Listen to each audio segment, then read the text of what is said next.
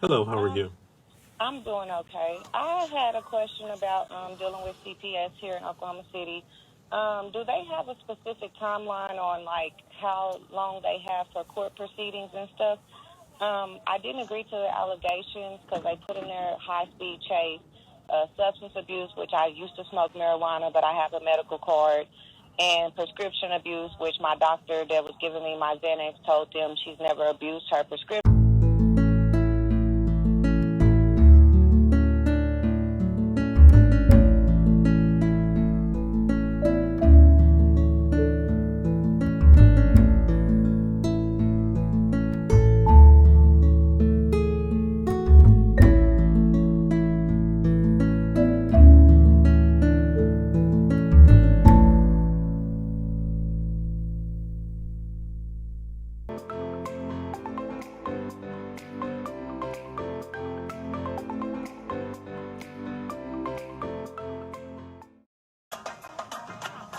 Hi, this is Cynthia Becker with attorney Vince Davis on The Secret, How to Fight CPS and Win. We're going to take another call from Ebony in Oklahoma City. Hi, Ebony. How are you? I'm fine. How are you? I'm good, thank you. Do you have a question to ask or a story to tell? A question for Vincent. Okay, go ahead. Go ahead. Hi, Mr. Davis. Hello, how are you? I'm doing okay. I had a question about dealing with CPS here in Oklahoma City. Do they have a specific timeline on like how long they have for court proceedings and stuff? I didn't agree to the allegations because they put in their high-speed chase, substance abuse, which I used to smoke marijuana, but I have a medical card, and prescription abuse, which my doctor that was giving me my Xanax told them she's never abused her prescription, never had an issue with Ebony. So I'm just wondering, because they rescheduled my bench trial twice, how long are they going to keep my babies, or what should I do? You know, I'm licensed here in California, not in Oklahoma, but let me tell you the answer to your question as if you were in California, okay? Okay. I believe that under the federal regulations and all, under statutes in most states, there is a timeline that's ticking away with respect to family reunification services. So, you might want to talk to your attorney and make sure that that timeline is not going to be used against you in the future. The other thing that I would do is I would concentrate or ask your attorney to concentrate on placing those children or your children with a friendly relative. And that relative wouldn't have to necessarily live in the state of Oklahoma or in your city or county. They might be able to live anywhere in the country or anywhere in the world. So right, and the kinship people, they're not moving like they should. I put in a request over a month ago. They contacted her, but they haven't even moved forward with that. So I'm just kind of confused, and then I'm a little nervous because I've never was in a high-speed chase with the police. I was the one who actually called the police, and me and my ex were having issues, and I was following him so the police could catch him. And then the DHS worker, she just got, I did talk crazy to her because I had already had my children at my mom's house. And then she kept asking me to put them in a safety plan like after 2 weeks. And I was like, no, I'm not going to do that. So she eventually went to my mom's house about midnight and picked up my babies. And I just been dealing with this, but my children are ready to come home. Of course, I'm going through it, and I'm just like, when is this going to end? What do I do? I don't know what to expect at the trial because they make up so many lies, but as far as everything else, I know that I'm good, but with this, she put in their high-speed chase, like that's literally on my petition, and I don't even see why they haven't taken that out. were the kids with you in this high-speed chase? They were with me, and yes, they were, but it was never a high-speed chase. I see. The officer even said, like whenever I met with the officer, because I was on the phone with them the whole time with dispatch, and he was like, well, I couldn't even say how fast you were going because he got another call that a car was following another car going high speeds. And he even said I couldn't even say how fast you were going because I wasn't there. So I'm just like, how could they put a high-speed chase? Mm-hmm. It sounds like you should have a meeting, either in person or Zoom or on the phone with your attorney so you guys can plan out a strategy. Sounds like you might have a decent defense and be able to get the children back at the next court hearing. So did I do the right thing by not? Well, I know I didn't want to agree to the allegations because they're not true. But we're proceeding with a bench, what they call it, a bench trial. Mm-hmm. You know, I think Oklahoma is one of those states that where you can have a jury trial, can't you? They haven't offered that. They just said it's a bench trial only. Well, that's something I would definitely go over with your attorney. You have an attorney, right? Yes, and Okay. he called COVID this last Oh, no. hearing trial date, so they switched it off Right. to December 17th, and then the first time it was supposed to be October 15th. The judge had to leave and go out of town. So I'm like, this isn't even my fault, but this is a 2-month set off, and it's just me and my kids are just lingering around. Do you have relatives that could take the kids in the meantime?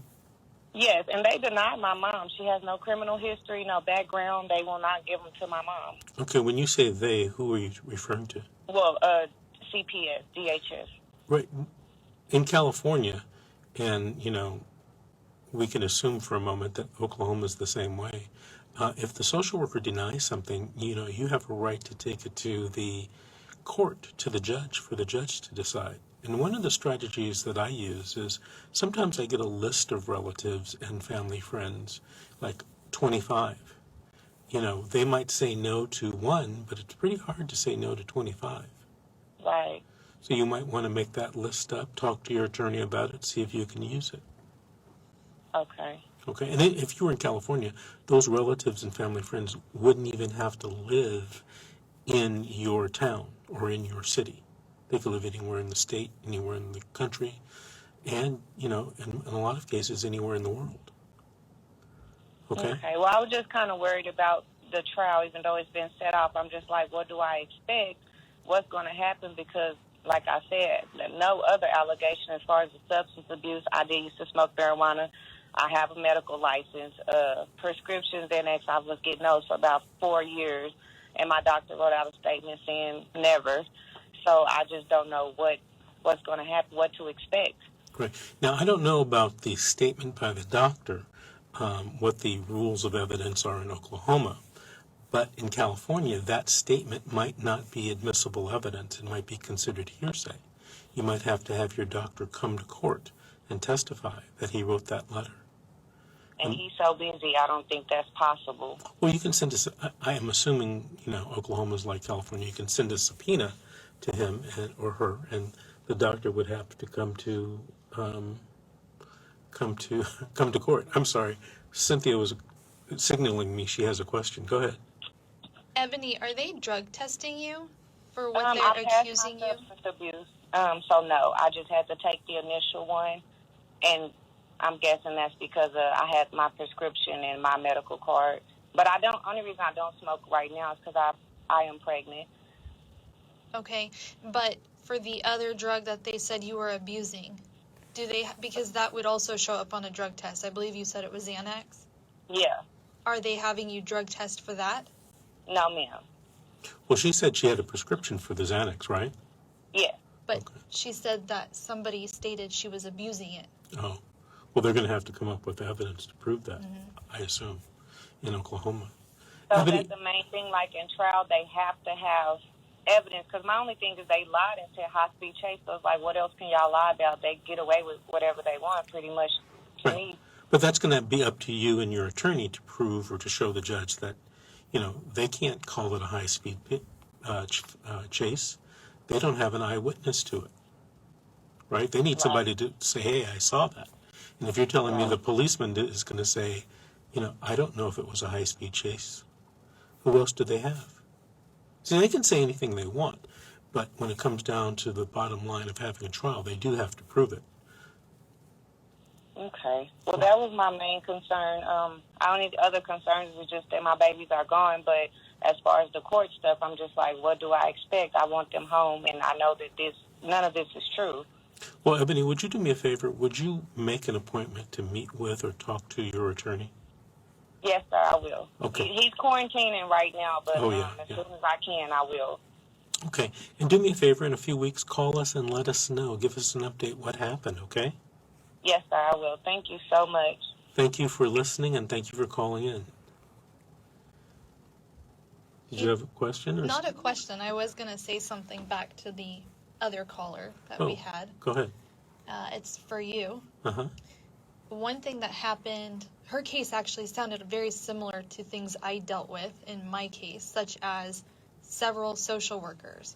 One thing that I dealt with and struggled with was every time prior to a new social worker coming onto my case, I would be ready to have either more visitation time or something would be ready to change in my case, so they said. And as soon as that would happen, a new social worker would come on and make me start all over again because she didn't know me. Okay. I see that happen quite a bit. There's nothing to do, I suppose, correct?